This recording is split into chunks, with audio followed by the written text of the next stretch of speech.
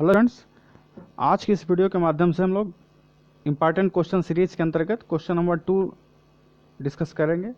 जैसा कि कल भी आप लोगों को बताया गया था कि देखिए डिटरमिनेंट जो चैप्टर है आपका, इसमें थोड़ा सा तो परेशानी होती है। कई लोगों के कमेंट्स पे भी आ रहे हैं कि हमें टाइम ज़्यादा लग रहा है और चीज़ें समझने में काफ़ी समय लगता है। तो ये एक कोई इसमें आश्चर्य की बात नहीं है, आपको टाइम लग सकता है और पहली बार किसी को भी टाइम लगता है। तो कोई भी नई चीज़ सीखने में थोड़ा सा समय लगता है, धैर्य बनाए रखिए क्योंकि ये थोड़ा सा डिफ़िकल्ट रहता है।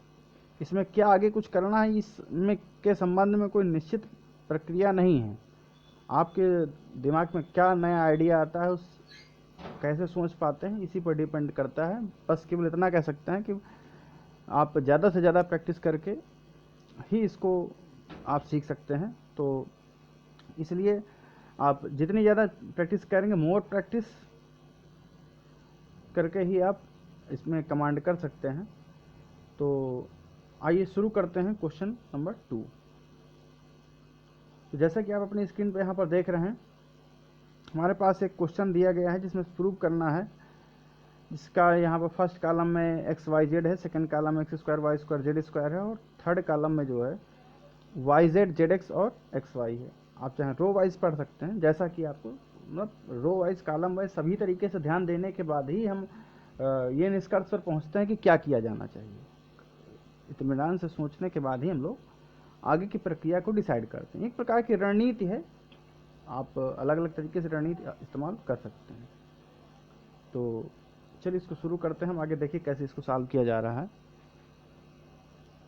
तो जैसा कि आप यहाँ देख पा रहे हैं, यहाँ हमने ये देखा कि जैसे फर्स्ट रो की अगर हम बात करें, यहाँ एक्स है, यहाँ एक्स स्क्वायर है, लेकिन यहाँ पर वाई जेड तो है लेकिन एक्स नहीं है। इसी प्रकार से सेकंड रो की बात करें तो वाई है, वाई स्क्वायर है, लेकिन यहाँ पर जेड एक्स है लेकिन वाई नहीं है। यहाँ पर बात की जाए थर्ड रो की तो जेड है, जेड स्क्वायर है, एक्स वाई लेकिन जेड नहीं है। तो कहने का मतलब यह है कि रो नंबर फर्स्ट जो है R1 में एक्स की कमी है, यहाँ पर R2 में वाई की कमी है और R3 में जेड की कमी है। हालांकि पूरे रो में नहीं, मतलब यहाँ पर कहने का मतलब यह है कि अगर हम R1 में एक्स से मल्टीप्लिकेशन कर दें, R2 में वाई से कर दें और R3 में जेड से कर दें, तो यहाँ पर C3 में प्रत्येक एलिमेंट जो होगा एक्स वाई जेड हो जाएगा।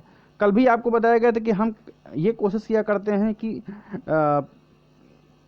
या तो पहले से ही ऐसा दिया हो कि प्रत्येक अवयव 1 1 1 हो, और यदि नहीं है तो ऐसी कुछ कोशिश किया करते हैं, कुछ भी ऐसा कुछ करके, मल्टीप्लिकेशन करके, भाग करके, जोड़ घटा करके, दो पंक्तियों को या दो स्तंभों को या जो भी आपके अंतर्गत गुणधर्म बताए गए उनका किसी का भी प्रयोग करके आप क्या प्रत्येक अवयव बराबर कर सकते हैं किसी रो या किसी कॉलम का। तो हमने यहाँ देखा कि अगर हम इस तरीके से मल्टीप्लिकेशन करें, R1 में एक्स का, R2 में वाई का, R3 में जेड का, तो C3 जो होगा हमारा, उसके एलिमेंट्स एक्स वाई जेड हो जाएंगे।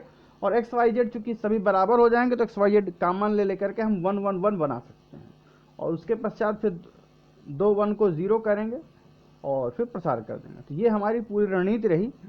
तो अब यहाँ पर देखने वाली बात यह है कि जैसा कि आप जानते हैं, प्रॉपर्टीज में बताया गया था कि अगर हम किसी रो या किसी कॉलम में, किसी भी रो या कॉलम में किसी भी नंबर से यानी कि अचर संख्या से गुणा करते हैं या भाग करते हैं, और यहाँ पर केवल गुणा शब्द का ही प्रयोग हम करेंगे, भाग उसी में समाहित है, अंदर स्टोर है।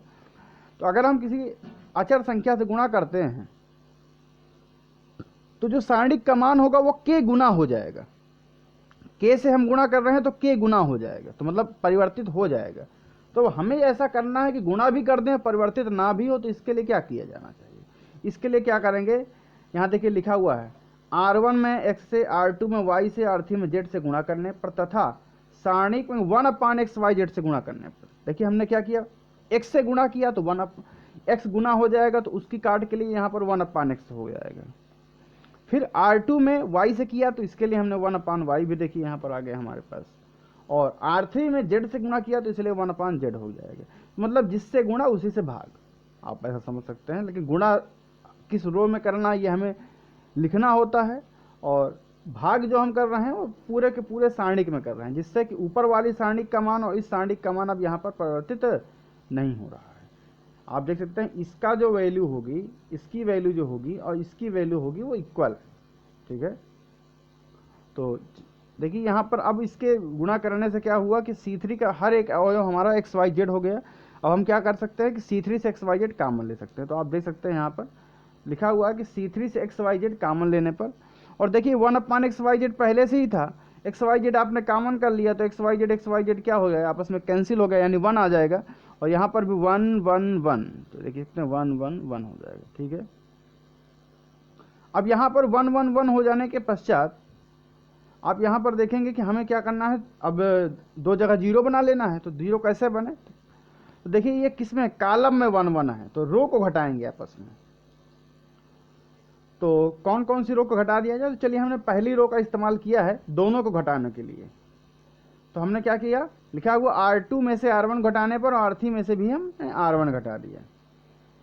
तो बाकी R1 में कोई प्रभाव नहीं पड़ेगा, तो x square x cube 1, x square x cube 1। अब यहाँ देख सकते हैं आप y square minus x square हो जाएगा, y cube minus x cube, y cube minus x cube, और 1 माइनस 1 कितना आ गया, 0 आ गया। इसी तरीके से फिर R3 में कर रहे हैं तो Z square minus x square, Z cube minus x cube, और 1 माइनस 1 0 हो जाएगा। अब आप यहाँ पर एक चीज़ यहाँ पर ये देख सकते हैं कि अगर हम इस R2 रो की बात करें तो यहाँ पर देखिए Y square minus x square, इसके गुणनखंड करने पर आ जाते हैं y plus x y minus x, y plus x and y minus x.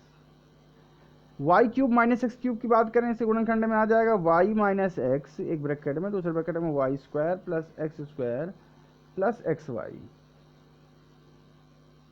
तो कहीं ना कहीं देख सकते हैं कि वाई माइनस एक्स जो है यहाँ पर भी है और यहाँ पर भी है।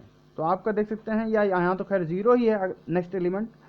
तो y माइनस एक्स पूरे R2 में कॉमन है, और इसी प्रकार से हम कह सकते हैं कि R3 में z माइनस एक्स कॉमन है। तो नेक्स्ट स्टेप में हम यही करने वाले हैं।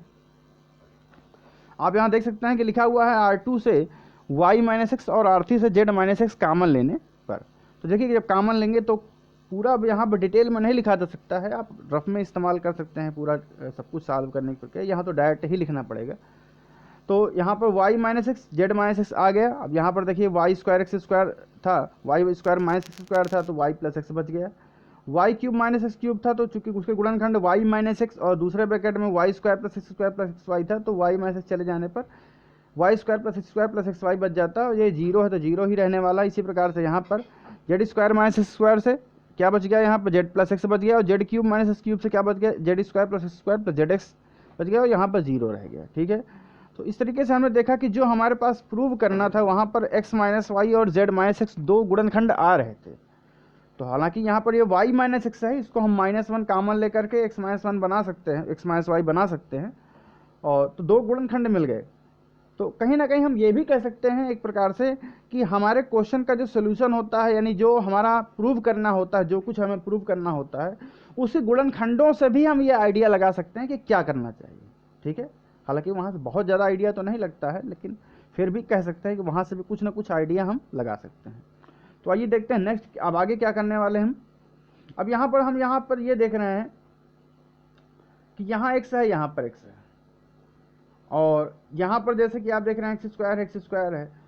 तो हालांकि अब चाहते तो हम C3 से अभी भी प्रसार कर सकते हैं। 1 0 0 हो गया, एक कॉलम के 2 एलिमेंट 0 हो गए तो आसानी से हो जाएगा, लेकिन फिर भी चूंकि अभी इनका अगर मल्टीप्लिकेशन किया जाए, फिर इनका मल्टीप्लिकेशन किया जाए तो काफ़ी डिफ़िकल्ट बन जाएगा। तो इसलिए कम से कम हमारा काम करना पड़े, हमें कम से कम काम करना पड़े, इसके लिए हम क्या कर रहे हैं, देखिए यहाँ पर R3 में R2 को माइनस कर दे रहे हैं। तो R3 में R2 को माइनस करने पर देखिए क्या हो रहा है, यहाँ पर x तो कैंसिल हो गया, तो z माइनस वाई बच जाता है। यहाँ पर देखिए एक्स स्क्वायर कैंसिल हो जाता है, तो क्या बचता है, Z square minus Y square और Z X minus x Y. तो Z X minus x Y में एक्स चूंकि कॉमन हो रहा था तो एक्स जेड माइनस वाई। अब यहाँ पर एक चीज़ और गौर करने वाली है कि जेड, देखिए जेड माइनस वाई तो यहाँ पर है। अगर यहाँ पर बात करें, यहाँ इसमें जेड माइनस वाई है और ये क्या है, Z square minus Y square है। तो जेड स्क्वायर माइनस वाई से गुणनखंड क्या हो जाएंगे, z minus y z plus y. तो जेड माइनस वाई यहाँ पर है, जेड माइनस वाई यहाँ पर है, तो इस पूरे में हम जेड माइनस वाई कॉमन कर सकते हैं। और जेड माइनस वाई कॉमन करने पे यहाँ क्या बचेगा, जेड माइनस वाई इंटू, इधर से देखिए क्या बचेगा, जेड प्लस वाई, और यहाँ से क्या बच रहने वाला है, प्लस एक्स, यानी x plus Y plus z बचने वाला है। तो आप कह सकते हैं कि जेड माइनस वाई आपका टोटल R3 में कॉमन मिल रहा है, जेड माइनस वाई यहाँ पर भी है, जेड माइनस वाई यहाँ पर भी, ये तो जीरो ही है। तो नेक्स्ट स्टेप में हम यही करने वाले हैं। तो आप देख सकते हैं यहाँ पर हमने क्या किया, R3 से z माइनस वाई कॉमन लेने पर, और एक वहाँ पर y माइनस एक्स था, उसको x माइनस वाई बनाने के लिए माइनस भी यहाँ कॉमन कर लिया गया है। तो अब इसके बाद क्या करना है, देखिए हमें जब हमने कॉमन कर लिया तो यहाँ पर z माइनस वाई था, z माइनस वाई चूँकि चला गया बाहर तो 1 बचेगा। अब यहाँ से जैसा कि अभी हमने बताया भी है कि x plus Y plus z बचेगा। और अब हमारे लिए काफ़ी आसान हो जाता है प्रसार करना। तो अब हम किससे प्रसार करेंगे, C3 से। तो यहाँ पर देख सकते हैं आप लिखा हुआ C3 से प्रसार करने पर। तो C3 से प्रसार करने पर देखिए ये तो खैर आपके पास माइनस में था x माइनस वाई, ये z माइनस वो लाना ही था, ये लिखा हुआ है z माइनस वाई, जबकि वहाँ जो लाना है y माइनस जेड लाना है। तो फिर यहाँ पर भी हम -1 कॉमन करते हैं, उसको ब्रैकेट में लिखना अनिवार्य है यहाँ पर, उसका अर्थ बदल जाएगा। तो -1 हमने लिखा और y माइनस जेड कर दिया। इस -1 और इस माइनस की हम क्या करेंगे, मल्टीप्लिकेशन कर देंगे तो प्लस का हो जाएगा।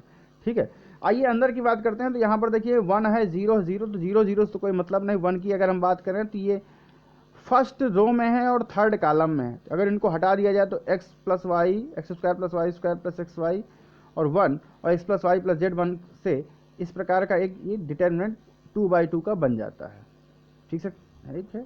अब इसका हम इस तरीके से गुणा करके अपना इस तरीके से गुणा करेंगे, इन दोनों का इधर का गुणा करके घटा करके उसको हल कर सकते हैं। तो जैसा कि आप यहाँ देख सकते हैं हमने इन दोनों का गुणा किया, इसको तो आगे यहाँ तो कोई प्रभाव नहीं पड़ा, माइनस माइनस प्लस हो गए। तो x प्लस वाई का x plus Y plus Z के साथ मल्टीप्लिकेशन किया जाने पर देखिए x प्लस वाई के x plus Y plus Z के साथ जब मल्टीप्लिकेशन करेंगे तो क्या आएगा, X square plus Y square plus 2x Y plus Z X plus Y Z आ जाएगा। आप रफ में मल्टीप्लिकेशन कर सकते हैं। और इस 1 का मल्टीप्लिकेशन इसी में करने पर ये तो यही रहेगा, x square plus Y square plus x y. और इनको चूँकि घटाना है तो यहाँ देखिए बीच में घटाने का चिन्ह लगा हुआ है आपके पास। तो अब देखिए एक्स स्क्वायर से एक्स स्क्वायर कैंसिल हो जाने वाला है, और वाई स्क्वायर से वाई स्क्वायर भी कैंसिल हो जाने वाला है। एक्स वाई है यहाँ पर 2x वाई है तो एक ही एक्स वाई बचेगा, और ये वाई जेड और ये जेड एक्स। तो देख सकते हैं कि हमारे पास ये जो रिज़ल्ट लाना था ये आ चुका है, यानी कि x minus y into y minus z into z minus x into x y plus Y z plus Z x. तो कहीं ना कहीं आप कहे यहाँ से देखिए इन क्वेश्चंस को जिस प्रकार से भी सॉल्व किया जा रहा है तो आप ये कह सकते हैं कि हम इसमें अलग अलग तरीके से, और भी बहुत से तरीके हैं। आप हमने कल भी बताया था, कल के वीडियो में भी बताया था कि आप अपने तरीके से नए नए वीडियोस नए नए तरीके फाइंड कीजिए और उससे देखिए, एक से अधिक नए तरीके फाइंड कीजिए। हालांकि पहले आपको जो सोल्यूशन बताया जा रहा है या जो तरीका बताया जा रहा है उसको भली भांति समझ लीजिए और उस पर कमांड कर लीजिए। उसको बिना देखे आप उस मेथड से कर पा रहे हैं तब आप न्यू मेथड फाइंड करने की कोशिश कीजिए, और एक से अधिक न्यू मेथड फाइंड कीजिए। तब आपको एहसास भी हो जाएगा कि हाँ कौन सा मेथड ऐसा है जो सबसे अच्छा है, जो कम से कम समय में किया जा सकता है। और देखिए प्रैक्टिस ही आपको कहीं ना कहीं आगे चल कर के ऐसे सवालों को सॉल्व करने में हेल्प करेगी। इसके अतिरिक्त और कोई भी रास्ता नहीं है। तो ये क्वेश्चन सीरीज आप लोग बताइए कि आपको क्या इससे बेनिफिट हो रहा है, उसी के अनुसार इस क्वेश्चन सीरीज को हम आगे प्रोसीड करेंगे, अन्यथा नेक्स्ट टॉपिक्स पे भी कवर किया जाए। तो आशा है कि आपको ये सारी चीज़ें समझ